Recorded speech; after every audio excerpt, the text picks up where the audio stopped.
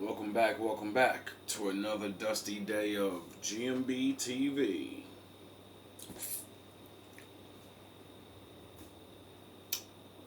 My father he just doesn't give me breaks, I see. Or I just don't take them. And I'm supposed to be transforming and shit and working on my health and, you know. But every now and again, my father, more than likely is going to show me a nice video. And I want to show people because it ain't nothing new. I would like to salute this older black gentleman for putting this video together. I'm probably gonna put it in my section because the visual and the voice is needed. You need to see, but we get copyright strikes if I do that, So, without any further ado, I'm gonna let this older black man that's obviously not like me, uneducated technically with books and shit and years of experience because he's older and been through the old shit. You know what I mean? So if he's older than me, he's seen what I seen, but he's seen the beginnings and he was around the real leaders, not this online shit. So salute to the OGs this guy's a fucking Jedi. What I mean by Jedi and stuff is thinkers. You have to be a high level of thinking to be a Jedi. And then when it comes to men like this, I'm just a little nigga. Cause, they do the research and this and they can name dates. But when it comes to other levels, I know I'm up there with them. Because I figured this shit out on my own. They had to go get taught by other people. I just watched videos and picked up the Bible. So, I will always salute myself as a master. Because I made myself one. In order for you to survive in their world, in a world where they see you as a threat just because you're a black man, then you have to adjust yourself to be less than them so they feel less threatened in order to have access to this. Oh, I guess we're going there. Master Windu style. I try not to go to Diop too much, but his model is very good for understanding difference between Africans and Europeans. We don't understand the depth of the spiritual difference. Mama Rumba Jarugu is very instrumental in understanding that this isn't just some surface, superficial cultural thing that distinguishes us from them. When you look historically at them, you see patterns. Is he lying? See, you people like to believe the hype. We're all the same. No, the fuck we're not. We don't look the same. We don't think the same. We don't believe the same things. And no matter how much they cram us to fucking together, no, we're not. Because if we were, why do they treat you different? Those patterns don't change. They understand who they are. They understand what they're about, even if it's at a subconscious level, and they act accordingly. The same thing with us. The problem is... See, what he's talking about right there is they understand who they are. And he's going to go on to explain their psychology. But he's leaving out the levels. See, the high level is, the high levels, the ones that pray to their fucking demons and their demons hate all men and trick them like they're not men. And they don't hate them. But in the end, they're going to find out, when they share the curses of their fake ass gods and go into that pit forever, then they're going to know they were fucking on the wrong team. Now, he's talking to you regular people like me, the regulars. See, we all pretend because we all have leaders. We all have people that influence us. And you know as well as I know, we don't all like each other. And my famous saying is, you don't have to like me. It's the law. You can fucking hate my guts. You just can't touch me. You can't do things to fuck my life up. You're allowed to hate me, mock me, make fun of my nigger nose and my kinky hair. Who cares? I'm gonna make fun of your hair and your fucking nose. You see how it's even? But we don't do all these other things. And then we don't pretend we don't like you. If I don't like you, I don't like you. You'll do the I got a black friend, but I don't. Yo, we've been through this so much. We have become master fucking. We can look at you, walk down the street, 5 seconds of you speaking, and we already know what it is. When you go behind that closed door, we already know what it is. We know. But you fucking wear that mask so much, and you were trained to put the mask on because 400 to 200 years ago, you didn't have to wear the mask. You fucking punch me right in the face and say, "You're not a fucking man. Shut the fuck up, nigga. Get back in your place, boy. Learn your place, boy." So this is what he's really talking about. We've been in their company, if you will, under their oppression for so long that we have lost that. They are who they are, and that's not gonna change. And that's where the confusion kicks in. We think that they have become something different because they smile at us now, because they'll give us larger crumbs now. We don't get that they are always going to be who they are. If somebody hates you, you can tell. It's pretty obvious. I might not be able to prove that on paper. I might not be able to do an experiment to prove that. There are things that you can feel. See, these older niggas can't do it, but I figured out how to do it. It's called GMB TV. Just live your fucking life, be the best of a fucking good man you can, and they will come. Because you're going to preach the Lord's word, and the Bible holds itself true every time, and it literally says, if you speak of the Father, the devil shall come. So, I wanted to see how, remember Danny? I said, I want to see if this shit is real, dog. When I get back in the game, I'm going to start reading this shit. I'm going to be on the street with it, and we're going to see what really it is, and I'm going to prove this shit on camera. I'm going to show how no matter what the fuck I do, even though I don't barely leave the house, I go to work and stay the fuck, all these problems though. I'm going to prove that the Lord put enmity. The Lord did that. So we would separate. You could be where you want to be and live the way you want to live.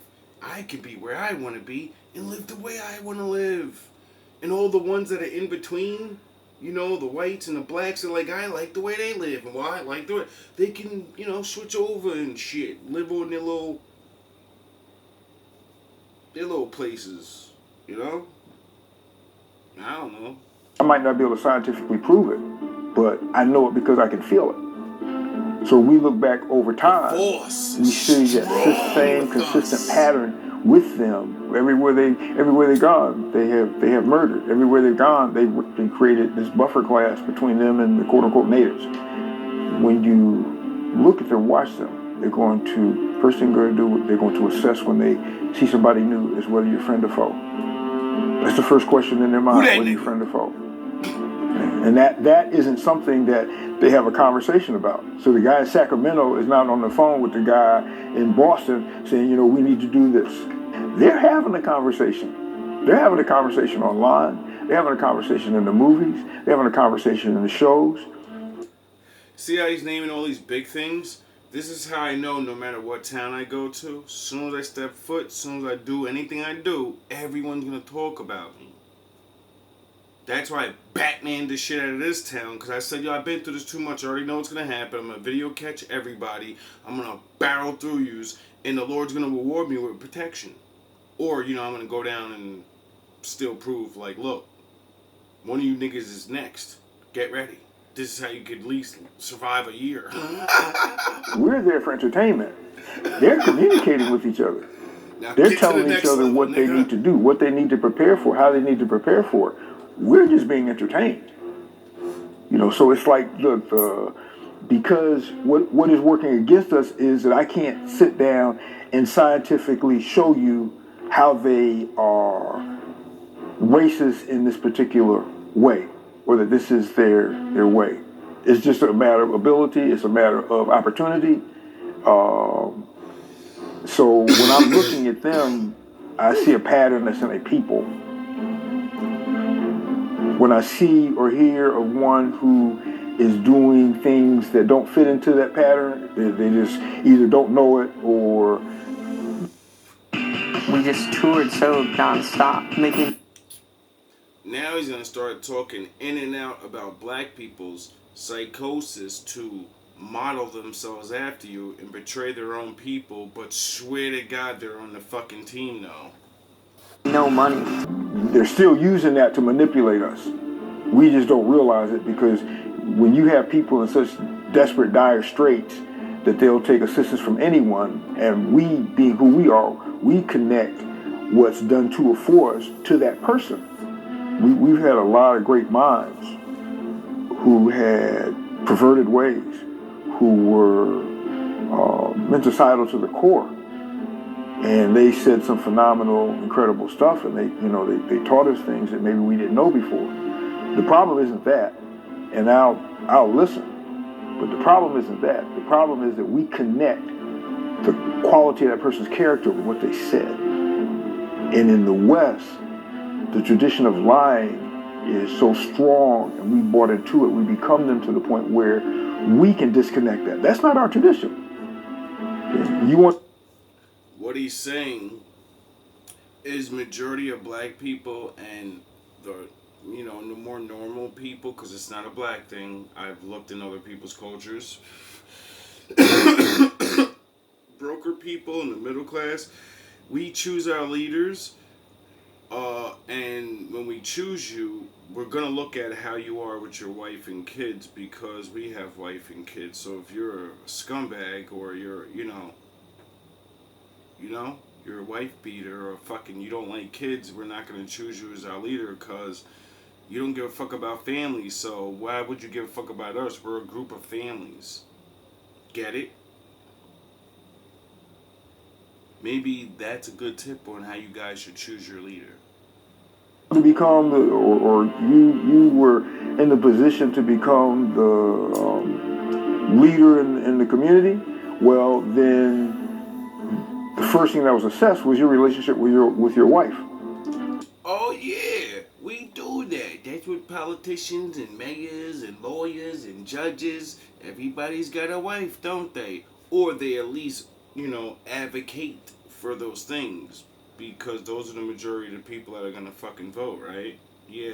People that don't have families usually don't fucking vote. They don't care what's going on in society. They're taking advantage of it and saying, I don't care what happens, I'm just gonna fucking live in it. With your children. Okay, you can have all the abilities in the world, but for us, character is most important. And you see that pattern too. You see it in Ma'at, you see it in all of the writings, all the behaviors, what was valued. You see that in the person in the community who was the most valued person in the community was the one who gave the most selflessly, without expectation of return. That was our measurement of the good person. Oh, that's how they used to choose kings back in the day? It wasn't just I'm fucking tough and I money, I look good. He looked good and he got money and bitches. Back then they'd laugh at you like, so fucking what? The righteous person. You see it through all of the Kemetic writings with that value. So we don't do that, but now we do, and we do that because we have become them. In their children, I'm seeing lying and cheating and plagiarizing. First, second, third graders. You're telling me we don't have a fucking problem? Where second and third graders are plagiarizing off each other. What the fuck is what do you think you're working on where you gotta plagiarize in that grade? Like, for real. That's built-in generational laziness. Do you understand that?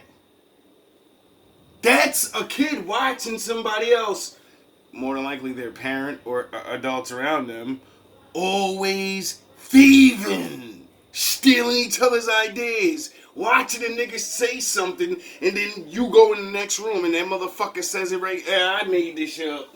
You know what? I had a theory and I'm thinking of a plan. Get the fuck out of here, bro. This shit is ridiculous now. It's out of control. You know, you're seeing it. So it's going down. And when it moves like that, then it reaches a point where this is us, because we don't know anything else. So if you come to look at our kids. Well, look at your kids, because I don't have kids. But, you know, you're my people. So, you know, look at our kids. They damn near the Joker and Harley Quinn. You got little niggas out here, young. I've heard of stories of little kids. Yummy.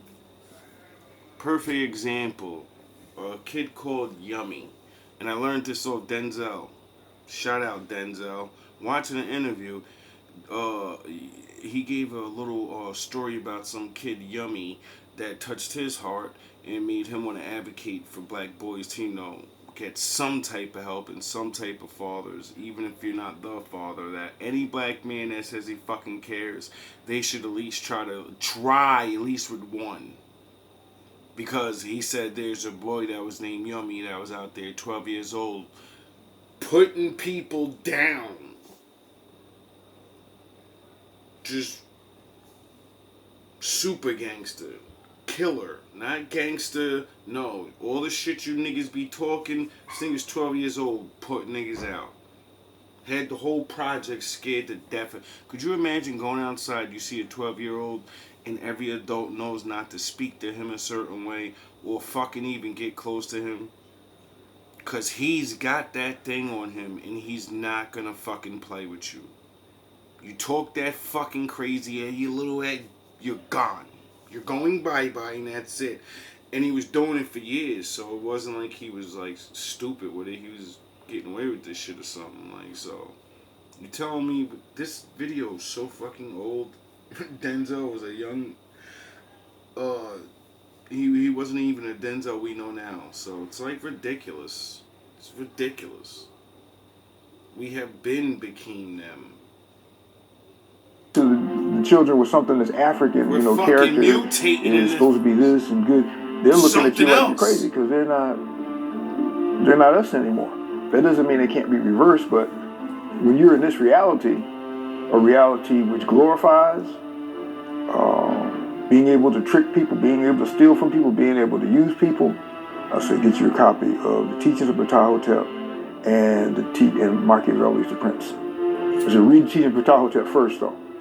Then read, because you don't want to read Machiavelli and then read Ptahhotep through European eyes. When you look at those two books, even though... Once you idiots figure out that they, you know, move past, like, just get them to kill each other and act stupid and drink and ruin themselves with sex. And once you really catch up on, we're 10 years later and they've been teaching our kids witchcraft and that's what the fuck is going on. That's why there's so many more deaths. Because these idiots are doing TikTok fucking videos and all of this other fucking dumb shit, not realizing you're doing ancient spells on yourselves. Bringing fucking demons into your house. You're listening to constant fucking warlock, rat, fucking drug music and all this other... Everybody's focused on rap like all this other shit doesn't fucking... It's a joke. It's a joke. So there's small examples. They're profound in terms of their ability to show you the difference between the values of Europeans and the values of Africa, and that hasn't changed. This is what we don't get. They're in charge. So if I'm in charge and what I have used to get in charge is effective in keeping the people I need to keep under my foot, why would I change? You know, it wouldn't make any sense to change. So they haven't changed because there's no need for them to change. They understand that they're outnumbered in a major way.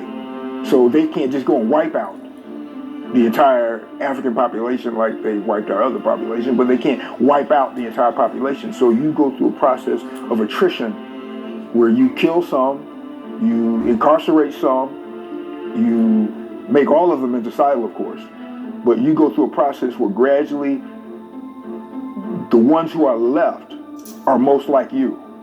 The ones who are left defend you to the death. What we don't know is that we're only about like maybe the 4th, 5th grade. If we're talking about going on through a grad degree, in terms of what they do and how they think about what they do. But they're moving us through the grades rapidly. Pornography and what's encased in their pornography. This is their sanity, but most of what they're doing we don't see. We don't have the slightest idea. And they introduce it to us when we get to the point where we are enough like them at that level where we can, where it becomes us. So if we just look at this sexually, there are things that we were being introduced to in the 60s and 70s that were really alien to us. Now those things are gone and they've introduced us to the next level, to the next level, to the next level. If we had known what they were about when they came to the continent, that they were after our children's behinds, they would have never got. When I was a kid, kissing a girl with your fucking tongue for the first time, I'm talking about being young, not teenagers. Like when you first heard of kissing and shit, the friends kissing, it was like weird and shit, The generation before that, they were just getting into it. It was their thing. You keep going back and you know what I mean? Once you get to a certain limit, they weren't doing that at all. That was considered fucking weird and taboo and super sexualized. Buffing and stuff, licking a girl's, that was a no-no. That was a, whoa, you're a weirdo. Now, you ain't getting a date without that.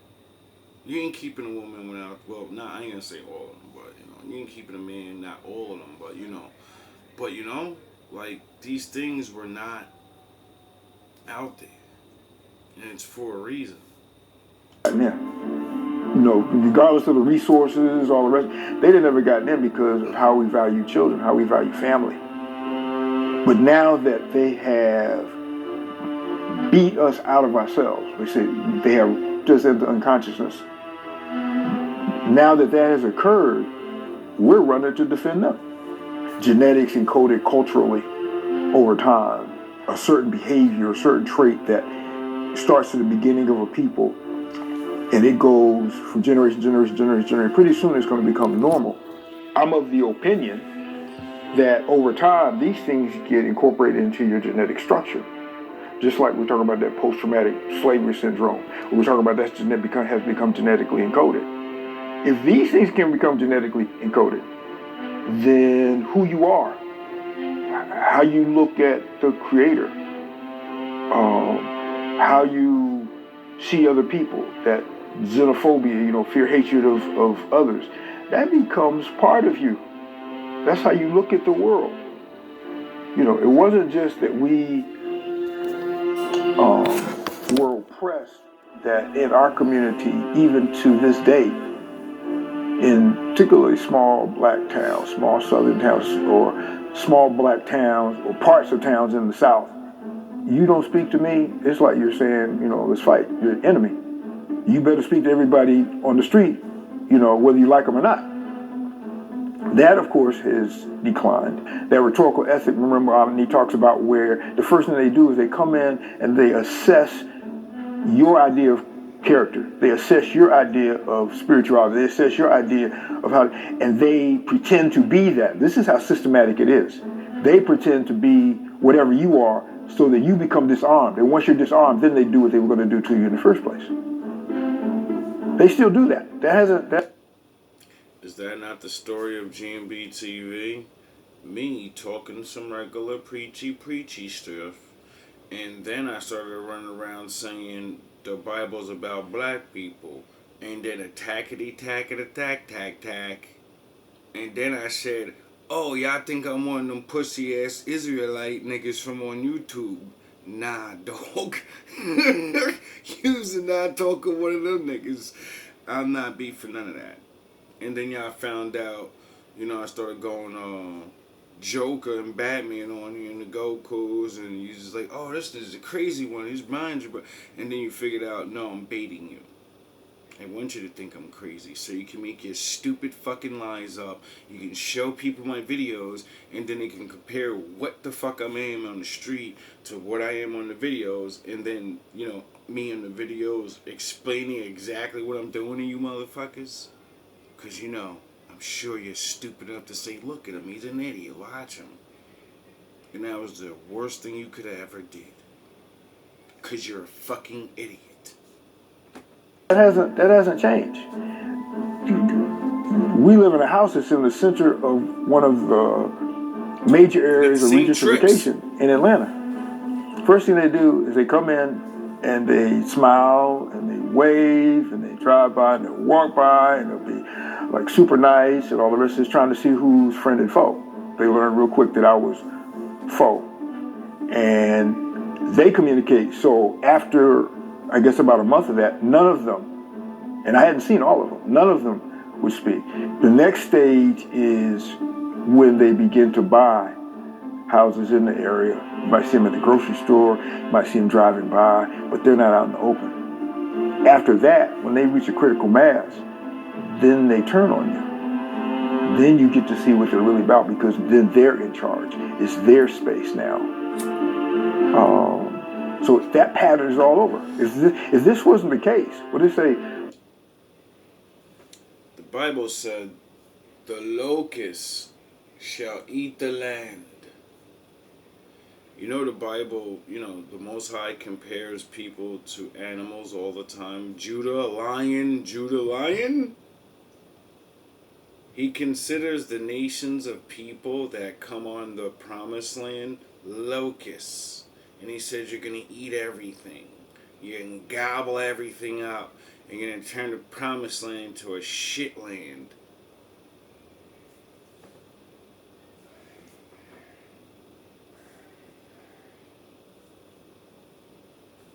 What do you see when you look around?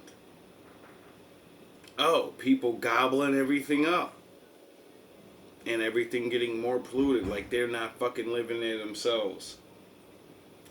Now, if you can get that in your head, and how that's dumb, because, once you gobble up something, once you destroy the land, you're there. So you gotta live and eat and breathe the destroyed shit. Unless you're really, really rich and you say, I'm gonna leave. Are you really, really rich and are you leaving? Or are you a locust that ate up all the shit and now you're gonna have to, live in it? I'm just saying, that's the facts of reality of what the Lord made me for. To tell people, like, you're gonna be stuck in it too, right? So, get ready.